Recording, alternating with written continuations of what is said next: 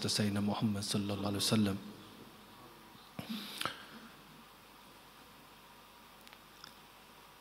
First of all, I would like to begin by thanking Allah Azza wa Jal for giving us this time and this moment in time and space to sit in His house and remember Him. The Rasulullah sallallahu alaihi wasallam was the most knowledgeable person that ever walked the earth. Yet, if you listen to most hadiths of the Rasulullah sallallahu alaihi wasallam, they are very, very simple and easy to comprehend. Even the layman, uneducated person. And the first thing that Rasulullah sallallahu alaihi wasallam told us to value is to value your youth before old age. There are 7 categories. There's 7 categories of believers that who will be shaded by the shade of the arsh of Allah Azza wa Jal on the Day of Judgment, when there will be no other shade. And amongst them, one of the categories is the youth who gave their life for the sake of Allah Azza wa Jal. It means that they gave their free time, their passion to Allah subhanahu wa ta'ala. It means that when you become free yourself, then you should turn to Allah Azza wa Jal. Now, if you look at the Quran, Allah Azza wa Jal has given us so many stories how people searched for Allah Azza wa Jal. Even the prophets alayhi salam used to turn to Allah Azza wa Jal in the youth. About the age of 14 to 15 years old, it comes about that Hazrat Ibrahim alayhi salam, the famous story we've all know and heard from the Quran, that they first looked at the stars, and then they looked at the moon, and then looked at the sun. They were looking at all these things while searching for Allah Azza wa Jal. Now, what was this? Why were they doing this? See, this while you're young, this is the period of intellectual curiosity. People want to try and experiment, and people thinking, and it's the age of intellectual curiosity. People are developing in that way, and that's when you're young. So for Hazrat Ibrahim alayhi salam in the youth, all of a sudden something occurred to them. So they tried to search for Allah Azza wa Jal. Just like that, those of who are in our youth, this is the age when you're supposed to think about Allah Azza wa Jal. This is the time when you're supposed to think. And this is the age when you are supposed to wonder about Allah Azza wa Jal. We are supposed to turn to Allah Azza wa Jal in our youth. We're supposed to turn to those who can guide us to Allah Azza wa Jal. But instead, what do? We spend our youth wondering about the pleasures of the world. This is what the youth do. We spend our life inquiring about the pleasures of this world and seeking help in attaining the pleasures of this world, when we're supposed to make Allah Azza wa Jal our friend. A young man, he makes all other people his friend. Allah Azza wa Jal created us to be His friend.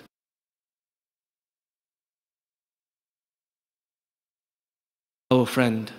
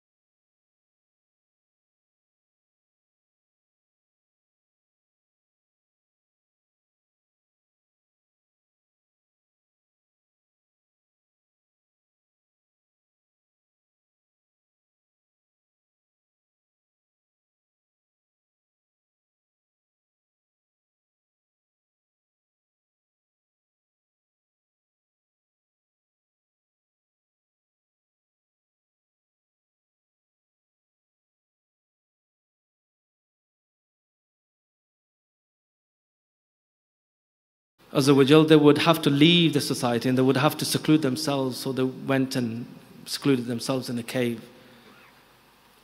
So this is the strength of the youth. This is the energy and the vigor the youth have. But if they turn that towards the deen, then their life will be like the prophets. You know, like the Prophet Hazrat Ibrahim alayhi salam, Musa alayhi salam, like the youth in the Sabiqaf. The youth turn, if they turn towards Allah Azza wa Jal, they'll be like that. But if the youth turn themselves toward the dunya, since the youth at this time, their energy, the time, the vigor, you know, if they turn toward the dunya, then they will fall into each and every sin this world has to offer. Youth is a very amazing, passionate time thing. Whatever you turn your hand to, they'll excel in that. So if they turn to Allah Azza wa Jal in these early days, they will excel towards Allah Azza wa Jal. But if they turn their attention towards the dunya, that will equally happen. You know, I was just a thought that came to the 2 generations before us, the 1 generation before mine. When we came from Pakistan, most of them, they came and they weren't very religious people. They came to work in factories and things. And when they became old and they were getting under the wives' feet, you know, the wives chucked them out and they had nowhere to go. And so they started building mosques and hanging around in mosques. They turned late, very late, because they spent most of the time working in factories, you know, and working hard and labor, and in the retirement they turned towards Allah Azza wa Jal. But then my generation came, and we turned toward Deen a little bit earlier, maybe in our early 30s. But I'm finding the youth nowadays, they're turning even quicker. And one of the reasons for that is, but they have more opportunity. What they do is they start early. So by the time they're 18, 19, 20, they've done the dunya bit. They've done the drugs, they've done the alcohol, they've done the gambling, they've done the girls, they've done the nightclubs, they've committed all the sins that the dunya has given them, and they realize it's empty. And they've had enough. They've overdosed on everything. And then they realize how empty the dunya really is. They've done it. And the point I'm trying to make here is the youth, when they set their mind to something, they're very passionate about it. And if we can get the youth to turn towards Allah Azza wa Jal, if the youth can direct their energy and their youthfulness towards Allah Azza wa Jal, they will be like prophets.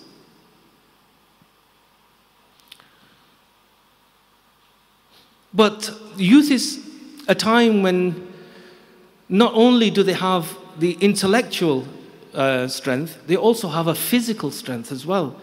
It's a time where your physical bodies are so strong, and then they have a demand as well, because they want and have desires as well. So the bodies and the youth makes a request upon themselves. Unless a person has a strong heart, he will be unable to restrain his physical body from falling into temptations of the world, because the temptation is that strong. Then Allah Azza wa Jal says in the Quran, but only he will prosper. Only he will prosper that brings to Allah Azza wa Jal a sound, a purified heart.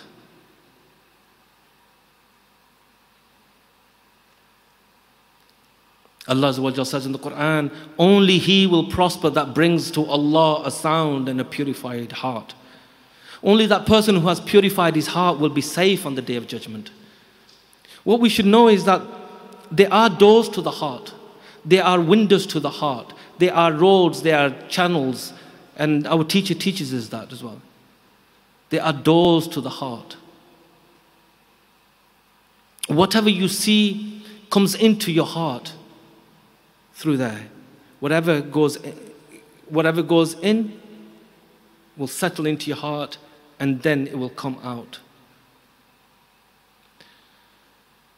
So whatever you see comes into your heart. Whatever you hear goes into your heart. Whatever you say affects the heart.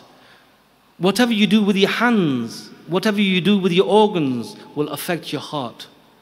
So when the shaitan wants to trap the youth of this world, he gradually makes an entire syllabus for them, for every young Muslim man in all four corners of the world. First, the shaitan, what he does is he makes the youth's ears go into sin. Most youth, they start to listen to music, and that starts to go in through the ears, and that affects the heart. Then the shaitan makes his eyes go into sin, because what happens is once you start listening to this music, then you want to watch the videos to them as well. Then your eyes are going into sin. Then your eyes will also have an effect on the heart.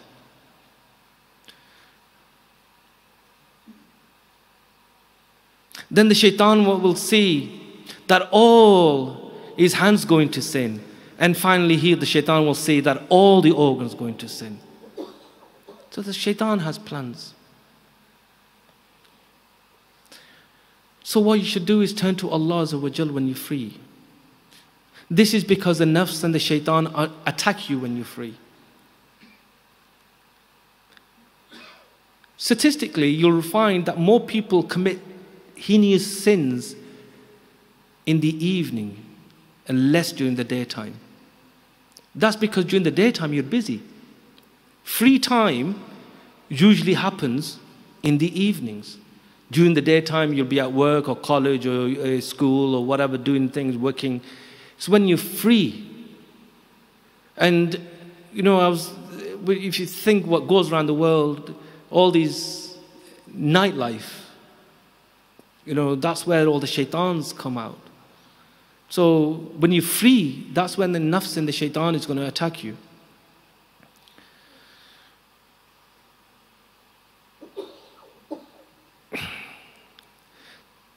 So when you have all this free time, then you should turn to Allah Azza wa Jal. When you grow into old age and you'll have family and you'll have, a husband or a wife or children, 1, 2, 3, 4. May Allah Azza wa Jal put barakah in your families. You'll have less and less time. So use this youth to turn towards Allah Azza wa Jal, and you'll excel more.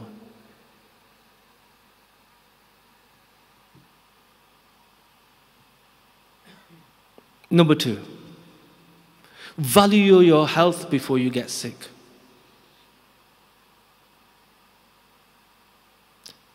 Wealth, they say health is your wealth. So value your health before you get sick. This shows the spirit of Islam. Who is a mu'min? A mu'min is a person who is so efficient in his time that even if he gets sick for a day, it's devastating for him. For example, if there's a poor person, materialistically, a poor person, and let's say he has a very menial job, and if he goes to a doctor and the doctor tells him to take rest, you need to take a rest for a week or so, he'll turn around and he'll say to the doctor, I can't afford to be sick. I can't take time off. I need to be out working, because he's materialistically poor. He said, I can't afford to be ill. I can't afford to take a week off. It means that time is crucial for that person. Similarly, the mu'min is so spiritually poor that he cannot afford to get sick.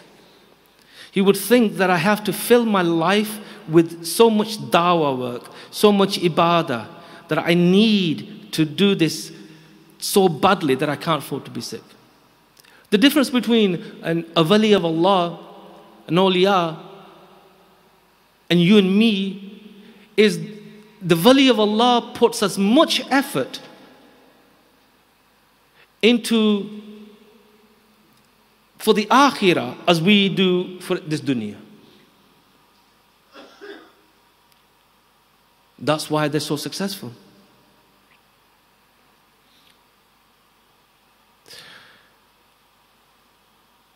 This can also mean value your being well before you get sick. When people go to Makkah Mukarramah to do Hajj or Umrah, you should go when you're in good health. But when people go when they're in good health, they do one Umrah and they do, one or two tawafs, and the rest of the time they spend in shopping and chatting and eating because they've done the bare minimum. But imagine there'll be a time, when your bones will get weak, your legs will be weak, you won't be able to do and walk as much. You won't be able to do tawaf even if you wanted to. When you go and there's people in wheelchairs and people being carried, you should make the most of that moment in time. Have you not seen people who read namaz on chairs? Right? Now is the time. When your health isn't good, if you're struggling to sit down, as soon as you do salam after the salah, you want to get up. You can't even sit there for long periods of time. So while you've got your health, sit in the presence of Allah Azza wa Jal. It's nice. Believe me, ask the people who can't sit on the floor to do sajda. Ask them what it feels like when they're reading salah on the chairs. It's not the same. It is not the same. So while you've got your health, use your health. Prolong your sajdas. Allah's give you the health. When you're in sajda, your body, you're in no pain. Totally relax. Stay in that posture. Use your health while you have this.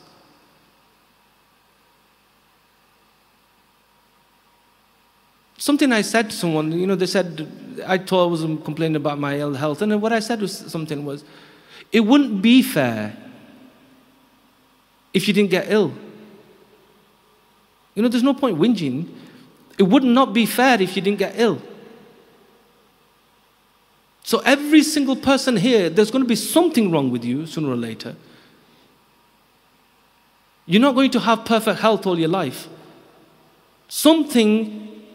You have to have your share of it. It wouldn't be fair. Why should somebody suffer and you have absolutely no illness at all? That wouldn't be fair. And you should be grateful that you don't have something that's so severe. So know that you're not going to have your health all the time.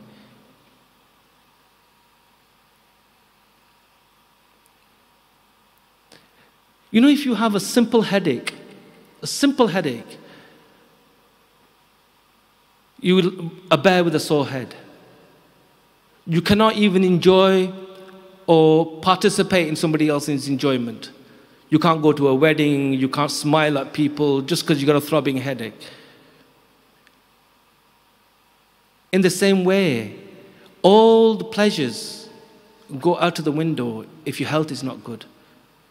You can't even enjoy your ibadah. So make the most. Do most of it now. The other thing is, whatever ibadah you do while you're healthy and you're young, if there comes a time that you cannot do it because of ill health, Allah Azza wa Jalla is so kind that He will carry on rewarding you as if you was doing it. So if you fast every Monday and Thursday because you're healthy and you've always done it all your life, and then you get into old age and you can't do it anymore because of your ill health, Allah Azza wa Jalla and the angel will carry on recording every Monday and Thursday as if you were still fasting. If you wake up for tahajjud and you read tahajjud every day, And there comes a time in your life where you can't do it anymore because of ill health. You will carry, Allah Azza wa Jal will tell the angels to keep on recording your good deeds. That's why I always say to people, those that don't read the Nawafil in the Salah, they say, oh, it's only Nawafil. Read them while you've got the health to do it. Because when it comes a time where you cannot, it will be carried on being written for you. Because you did it while you was in health and you could do it. So that's the time. Do it while you can. Smile. Because when you become ill, you can't smile anymore. It's a false smile. People are miserable. Unhealthy people are miserable people. Because they can't do the things, they can't run, they can't walk, they can't enjoy, they can't do anything. They just tolerate and put up with whatever illness they have. Smile at people. Smile at your parents. Smile at your mother. Smile at your brother. Smile at your sister. Smile at your husband, your wife, your neighbor, your workmate, your classmate. Smile at everyone. It's sunnah. You'll feel better for it. Third, value your health. Sorry, we've done the health. Value your wealth before poverty overtakes you. Money is a great blessing. Not everyone is destined to get poor. I remember the teacher telling me once that Allah Azza wa Jal gives money to certain of his servants that if they were poor, they would lose their iman. So Allah Azza wa Jal keeps them in money. And the certain of his servants that he keeps them poor, because if they had money, they would lose their iman. Whatever comes from Allah Azza wa Jal is khair, is good. What is destined for you is good for you. If you had lots of money, you might lose your iman. So Allah Azza wa Jal doesn't give you lots of money. Whatever situation you're in. People always think that if I had money, I would build mosques, I would, feed the orphans, I would do this, and I would build, wells, and I would do this. And nobody's asking you to do all that. This world was never meant to be perfect. All you're asked to do is what you can do. Whatever wealth you have, if you have £10, that's all the money you have, and you give £5 towards Allah Azza wa Jal, you've given 50%. If somebody has 100,000 and they give 10,000, yours is still better than his 10,000. Because he only gave 10%, whereas you give 50% of what you had. So Allah Azza wa Jal isn't asking you. In the Quran it says, from the rizq that I have given them, they spend in His way. So whatever you've got, give. Whatever you can afford to give, give.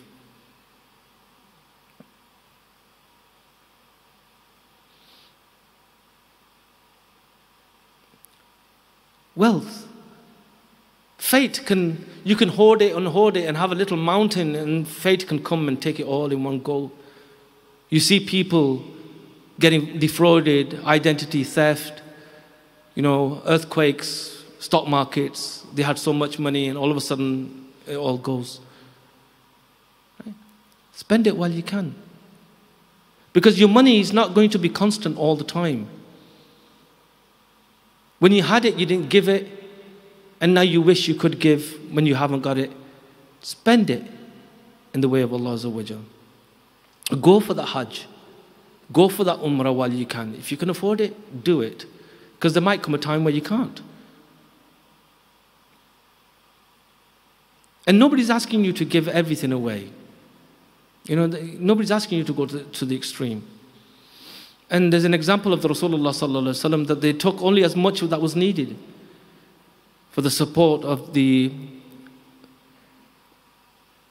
for the needs. That's all they kept. And, don't be stingy. Being stingy, it's wrong. Being stingy means when you want to give more, you made an amount, and it happens to everybody. You think, I'll give £100, and then when you're about to give it, the nafs says, no, just give him 30. So you give him 30. It happens every Jummah, everybody has the intention of giving something when the bucket comes around, but the amount that goes in the bucket and the intention that you had to give is always less. You start off thinking, I'll give a tenner, and then you end up putting a fiver in. That's wrong. Don't be stingy. Don't let the nafs control you. Wealth is not in the bank account, it's in your heart. Look at the awliya. They have generous hearts. You could be a millionaire and be a miser and you're poor. You can have nothing and be generous.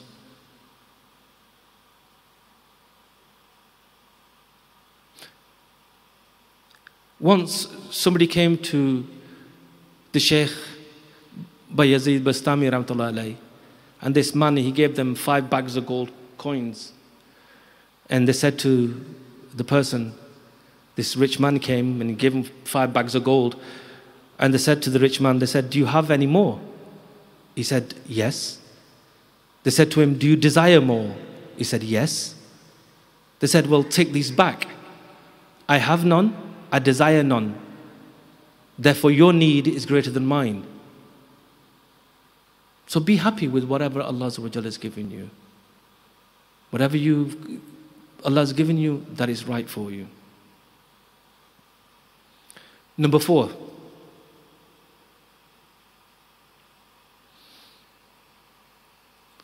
And another thing I wanted to say on this topic was when you give him money. When you give him money to charity or to poor people, what you should do is, rather than to give money just willy-nilly, money is the easiest thing to give. It's easier to give money.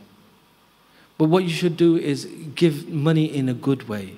And the good way is, whoever you're going to give it to, greet them. Say Assalamu alaikum wa rahmatullah to them. Sit with them. Smile to them. Talk to them. Feel their pain. Lend them your ear. Be nice to them. Look at them. Put your hand on them. Don't make them feel inferior to you. They have feelings as well. Don't hurt them with your eyes. We give money, and then we give it and just devour. As if, no. Go to people's things. Sit with them. Talk about their problems. Right? Because they need your kind words as well as your money. They need your compassion as much as your money. And then once you've done that, when I used to go to Pakistan, my relatives said something and it was very informative. They said, look, these beggars that you give money to, they said, it's your money, you do what you wish. But the professional beggars, you want to give money, whatever location you're going to, ask the people that live in that neighborhood, who is the poorest amongst you? They will know. And they'll point you to somebody's house or somebody's family. He said, then go to them, sit with them, converse with them, then give them some money. Then your heart will feel peace that you've provided a family with some sustenance for a month or 2 months or whatever money you give them. That is the way to give. Give it in a nice way. Number 4, value your free time before you get preoccupied. Time is constant, but sometimes you have so much time that you bored out of your head. And other times you are so busy that you have no time, don't even have time to breathe. But the thing with us, we don't make the most of our time when we do have it. When people ask you to do something, read or learn, we say we don't have any time. But when we did have time, we just wasted it. Procrastination. Just sit there and I'll do it in a bit, and make your mind up and dithering and hithering. So make the most of the time when you do have time. Time is the most valuable commodity that it is. Whatever you're going to achieve with time. It's a very limited commodity. Don't waste it. When you have time, make the most of it. The Prophet ﷺ once said to the Sahaba, he says, tell me who is the most generous. Sahaba Ikram was quiet, silent. The Prophet ﷺ said, Allah Azza wa Jal is the most generous. Then they said, who is the most generous after Allah? Sahaba Ikram was quiet. They said, I am the most generous after Allah Azza wa Jal. They said, who is the third most generous? Sahaba Ikram was quiet. The Rasulullah Sallallahu Alaihi Wasallam said, those who learn the ilm and deen and then pass it on to other people. So what you should do is when you have spare time, learn. Learn. And that's the problem with the youth as well. That's the difference between those that are highly intellectual and al-Medin. They learnt it while they were young.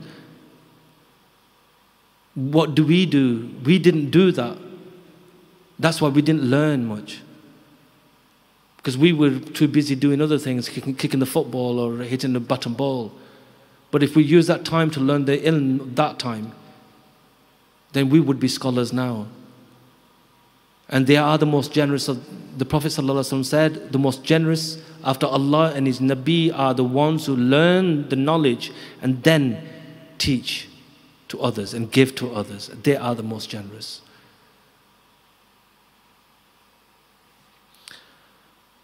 Number 5, value your life before you die. This is all encompassing. Value your life, life itself. Value it before you pass away. And I'll give you an example here, which many of the ulama give in comparison to life. And the comparison is that of a baby in a mother's womb.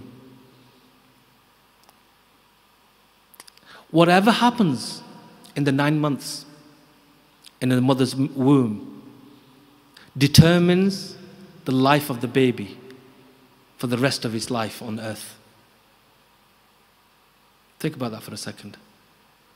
The 9 months that the baby is in the mother's womb, whatever he develops, he will have to live with that for the rest of his life.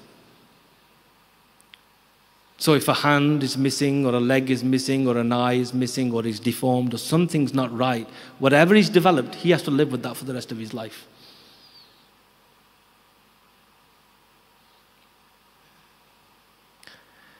Just like that, this dunya is a spiritual development place as well. This dunya. Once you die, you will never be able to come back.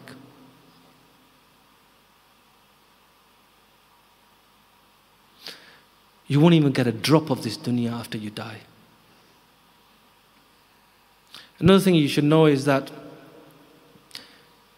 it happens in all our families that many people die before their life expectancy of 70, 75, 80. There's no guarantee that you're going to live to a certain age. We should live our life so much so that death is impending, inevitable. That's why some of the ulama say that you should live every day as if it was your last. And it means not practically, but emotionally. And do yourself a favor as well. Even mothers, while they're pregnant, when they're carrying a child, they won't take certain medicine, they eat certain diets, they stop smoking, they stop drinking, anything that could be harmful to the baby, to give the baby the best chance so it grows healthy and it's mentally sharp and all its limbs and everything are developed and is not deformed. In the same way, why don't you do yourself a favor? Your nafs, keep it away from harm. Your inner self, keep it away from, you are the mother, you are carrying it. Keep it away from the spiritual diseases. Keep it away from impurity. Because this short spell of life in this world is going to determine eternity.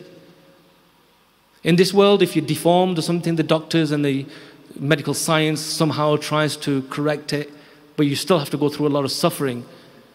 In the same way, if you take an impure heart, a darkened, sinful heart, and if you're not purified in the next world, well, the angels and the fire of hell will sort of straighten you out and purify you.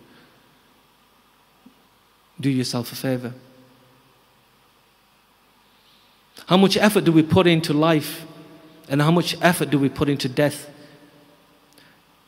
Death is absolute certain.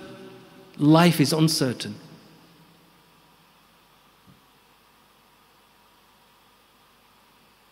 Think about that for a second. Death is absolutely certain, and we don't prepare for it. Life is uncertain, and we do everything for life. It defies logic.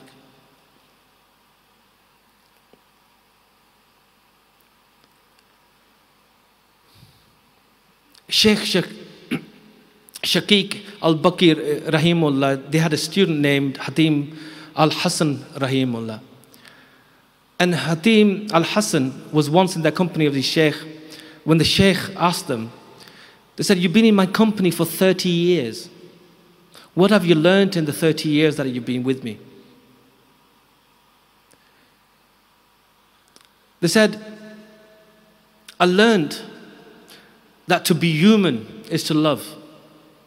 So instead of loving the temporary things and like other humans do, I fell in love with this one particular thing." He said, "When I was in your company, what I learned from your company is to observe humanity." He says, "So that I observed humanity and I saw that every part of human nature, that every single human being is in love with something or someone or some idea." He says, "I reflected on the human experiences." He says, "To be human is to love. When I looked at the people around me, I realized that all of them had different objects of love. But I noticed that was common to all of them was that whatever they chose to love, whatever they chose to give their heart to, they could only take it up to the grave. But when they entered the grave, none of their beloveds could enter with them. None of their beloveds could take the next step in the journey with them. Whatever he observed, whatever people loved, he said they could only love up to the grave and not beyond."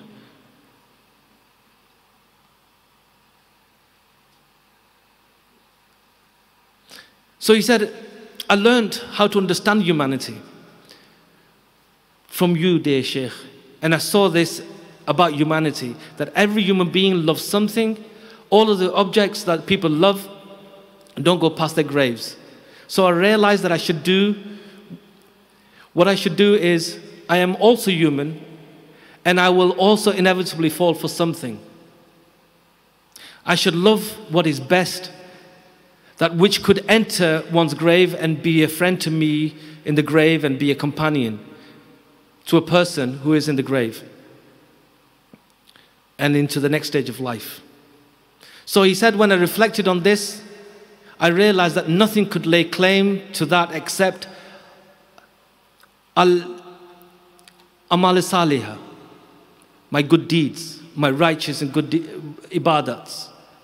So he says, "I fell in love with amal salihah, and I gave my love, my muhabba to all the good deeds." So inevitably, as a human being, you're going to fall in love with something. So why not fall in love with doing the ibadah of Allah Azza wa Jal?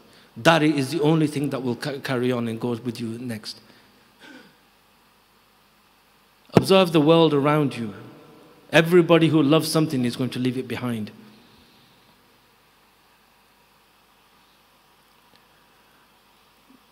And at the time of Harun Rashid, told you about his wife, Zubaydah Khatun.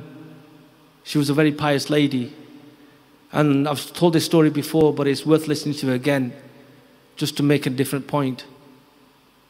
That once the Khalifa Harun Rashid and his wife, they were on the beach, going for a walk along the beach. While walking, they saw Balul, he was sitting making castles in sand and calling out, whoever buys a castle from me for 1 dinar, I will make a dua to Allah Azza wa Jal, and Allah will bless them a palace in Jannah.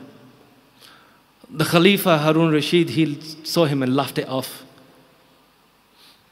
But his wife Zubaydah, what she did was, she was a very simple woman. She went up to Balul and she took out 1 dinar and she said to him, here's 1 dinar. And you make a dua for me. I want to buy a palace in Jannah. So she gave him the dinar. He made a dua to Allah Azza wa Jal to grant her a palace in Jannah. That night, Khalifa Harun Rashid, he saw a dream that he saw a very large, beautiful palace in Jannah, made up of marbles and all incredible, beautiful things. And on top of the palace, it said Zubaydah on the top of the palace. So he became very happy and started to go inside the castle, and he was stopped by the guards at the gate. They said, you can't go in. He says, I know, it's my wife's. They said, only your wife can go in it. It's hers, not yours. So he woke up. He realized, and he made a plan during the daytime that I'll go again in the evening. So he went in the evening with his wife along there, and there was Balul there saying, anybody want to give me a dinar for a palace in Jannah? So Harun Rashid, he took out a dinar and he gave it to him.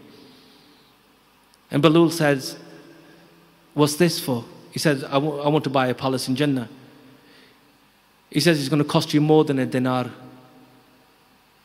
It's going to cost you the kingdom of the whole world. And Harun Rashid said, yesterday it was only a dinar. You want the whole kingdom of the world. I don't even have the kingdom of the world. I only rule the Islamic kingdom. I'm only the Khalif of that. He says, I know. The dinar was yesterday when you hadn't seen any. But now you've seen it. So now it's the kingdom of the world. The point I'm trying to make here now, when you stand before Allah Azza wa Jal, all He wants of you now is a few years of ibadah. That's all Allah Azza wa Jal is looking. It's a very small price to pay. If I was to say to you, your 20 minutes of your life was going to determine your 60, 70 years of your life. Just think how them 20 minutes how valuable would that be? If 10, 20, 30, 50, 60, 70 years determines eternity, then you should realize how valuable these 60, 70 years are. They're going to determine the eternity. It's a very simple price to pay. But on Judgment Day, everybody will say, Ya Allah, send us back. Send us back. There is no coming back. It's a very small price to pay. I will leave it here. There was so much more. Alhamdulillah, the month of Rajab, we've entered it. Also know that statistically, millions of people get up to go to work, and there's a certain percentage that just don't make it back home. Statistically, that's the way it is. Today, we've entered the month of Rajab. Millions and millions of Muslims around the world have entered the month of Rajab. But statistically, there's a certain percentage of people, it will be their last Rajab. And don't be deceived by thinking that people die when they go 70, 80 years old. Young people die too. So this could be mine or yours, it could be our last Rajab. And the ulama have said that the winds of mercy of Allah Azza wa Jal start to descend in the month of Rajab. There's a hadith of the Rasulullah Sallallahu Alaihi Wasallam saying, Rajab is the month of Allah Azza wa Jal. Shaban is my month. And Ramadan is the month of my ummah. The winds are already, the hurricanes are developing. The atmosphere is already changing, the environment. The circumstances are changing. The mercy of Allah Azza wa Jal is already descending. This is Allah's month. It's a month of forgiveness. Start preparing now. The month of Shaban is a month of irrigation. Ramadan is to reap the benefits of your labor.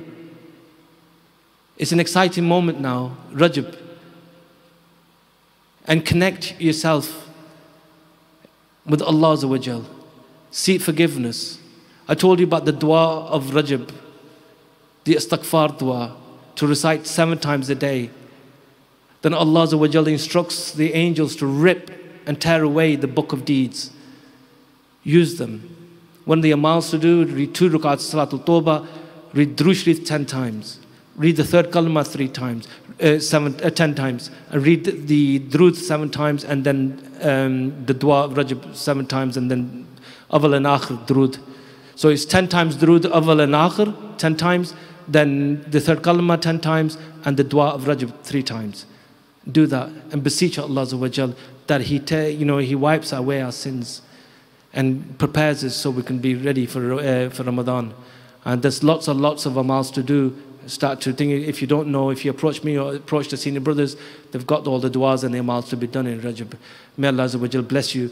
Please forgive me if I've said anything untoward. And if I've said anything that's inspiring, that is from Allah Azza wa Jal. Wa ma alayna illa al-balagh. Jazakallah. Bismillahir Rahmanir Rahim. Jazakallah khair to Ustaad Shafiq for the nasiha. As you are aware, in this centre as well as other centres across the Northwest and across the UK, there is a course of self-purification taught known as Tazkiyatul Nafs. If you would like to know more about this course, please approach myself. I will point you in the right direction of the Ustads who will be leading the study circle. And as Ustad Shafiq just mentioned, we are currently in the month of Rajab, so what perfect opportunity we have to enter Ramadan in a tactful manner, inshallah. There is an Umrah trip from the 1st to the 15th of April 2018. They will also be visiting Egypt and visiting the blessed shrines of Sayyidina Imam Hussain radiallahu anhu, and Imam Shafi. If you would like any more information on that, please approach Brother Waqas. Also, there is an international Sufi conference taking place in Morocco from the 6th to the 13th of May. Also, if you need more information on this, please approach Brother Waqas. If you do not know who Brother Waqas is, approach myself. I will point you in the right direction, inshallah. An international conference and dawah tour is currently taking place now in Turkey. Please keep yourselves posted for the latest information on the Facebook page of Sheikh Ahmed Dabagh. Please like and share the post. For those who cannot sacrifice their time or money in the way of Allah subhanahu wa ta'ala, this is an easy opportunity for us to fulfill a great sunnah of da'wah and have the blessings. To the nearest meaning, who are the inheritors of the prophets? The inheritors of the prophets are those who spread the message of the prophets and help people attain the pleasure of Allah subhanahu wa ta'ala and their pleasure. And we don't know, we may like or share something that may motivate someone, and they may go on further and achieve their purpose in life. And that was all because of we shared or liked a motivational reminder that planted a seed in someone's head, and in turn they changed their life.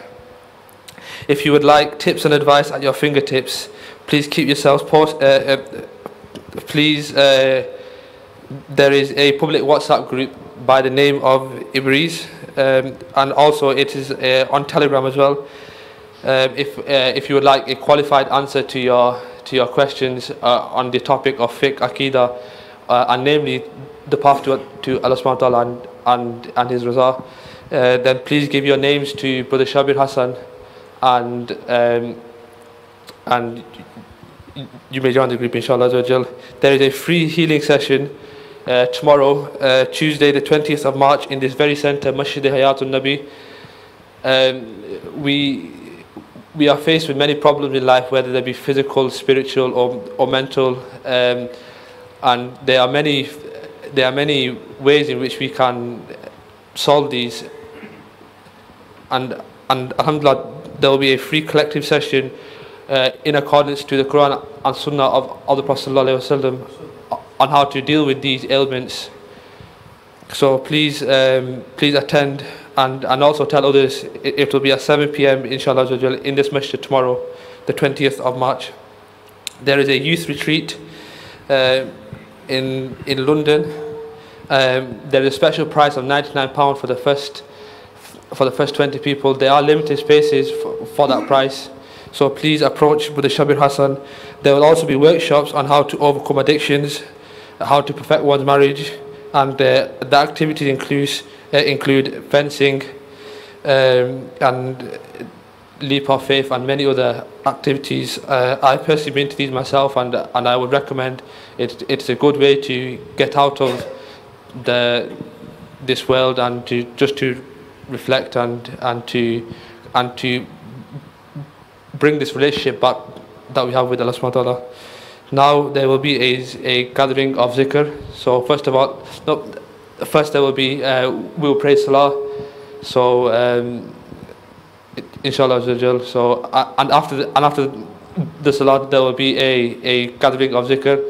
So I request the brothers inshallah to get ready for salah inshallah. Jazakallah khair.